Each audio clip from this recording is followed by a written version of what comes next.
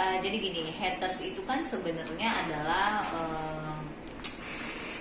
fans, ya kan? Tapi fans dari sisi yang mungkin tidak mendapatkan perhatian dari para artisnya, akhirnya dia menjadi haters gitu kan. Jadi boleh bilang kenapa saya bilang fans, karena gerak-geriknya sama dengan fans, ya kan?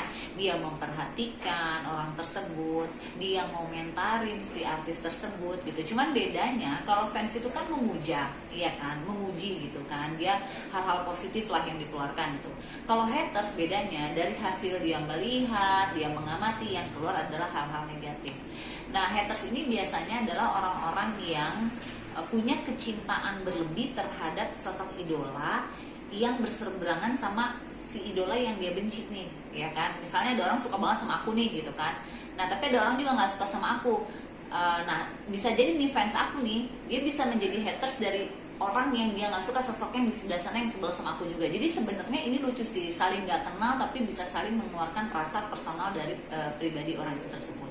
Kenapa? Karena masing-masing mempunyai rasa memiliki. Nah, cuman kalau haters ini ada memang, kenapa dikatakan haters ketika dia mulai sudah berujar hal-hal kebencian atau negatif yang udah nggak mengindahkan norma-norma atau hukum-hukum yang berlaku. Nah, ini bahayanya di sini. Berarti kalau bisa ditarik di sisi psikologi adalah kalau orang-orang yang sering banget mengungkapkan hal-hal negatif, orang-orang yang sering banget maki-maki sama kondisi keadaan padahal kenal enggak, keterkaitan sama hidupnya dia enggak, bisa jadi, aku bilang bisa jadi nih ya, ada ketidakpuasan dalam diri orang tersebut. Makanya ketika dilihat orang lain bahagia, orang lain memiliki segalanya, dia nggak suka.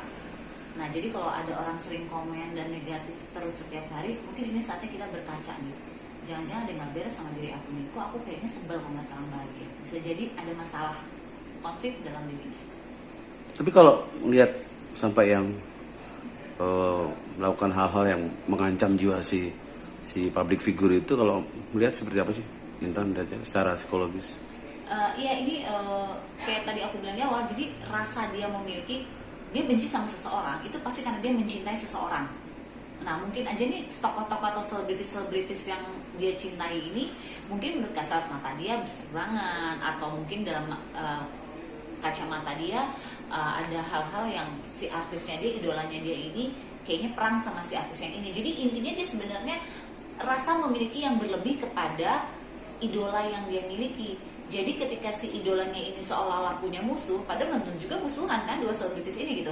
Akhirnya si fansnya ini sudah menganggap bahwa si idola yang ini adalah musuhnya dia. Akhirnya tadi aku bilang, dia mengindahkan yang tadinya norma, dia bencinya sebenci-bencinya, bahkan dia bisa mengorbankan kebebasan dia gitu dengan dia menghina apa segala macam, ada dia masuk penjara, padahal dia nggak mendapatkan keuntungan dan si artis yang dibela pun nggak merasa mendapatkan keuntungan gitu. Jadi artinya ini ada satu kondisi di mana yang terjadi adalah bisa jadi si pelaku ini adalah, atau si haters ini adalah orang yang tidak mendapatkan kasih sayang yang full. Jadi dia mencari perhatian dengan teramat sangat dari si idola maupun dari orang yang dia benci. Kemudian yang kedua adalah bisa jadi lingkungan sekitarnya atau inner circle dari haters ini juga nggak perhatian lebih sama dia. Jadi dia merasa kosong. Jadi dia mencari masalah, karena untuk beberapa orang nih, ada yang merasa dengan mencari masalah maka dia mendapatkan perhatian. Karena dia dengan berbuat baik dia merasa bahwa dia nggak dapat perhatian. Jadi sebenarnya kasihan si haters ini sebetulnya. Kalau sampai kan ada yang sampai yang si artis itu bunuh diri lah apa gitu. Oh, efeknya. Efeknya seperti apa sih?